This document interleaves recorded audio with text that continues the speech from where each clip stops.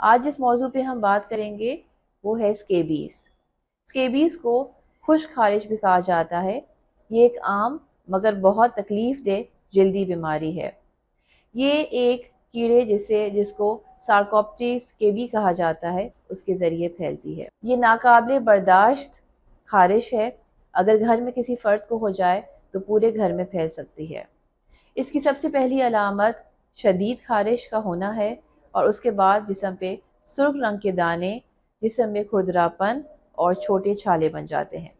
बच्चों में इसकी अलामत थोड़ी मुख्तलिफ होती हैं। बच्चों में चिड़चिड़ापन, रोना और दूध न लेना इसकी अलामत हो सकती हैं। खारिश जिस्म के किसी भी हिस्से में हो सकती है, लेकिन ज़्यादातर हाथों और पैरों के उंगलियों के दरमियान, कलाई के अंदरूनी हिस्से और बाजुओं के अंदरूनी हिस्से में होती है। ये कीड़ा कपड़ों, तौलिए, बिस्तर हर जगह 2 से 3 दिन रह सकता है। डॉक्टर मरीज की अलामत जिल्द पर मौजूद दाने देखकर तशखीस करते हैं और उसके लिहाज से ट्रीटमेंट एडवाइस करते हैं।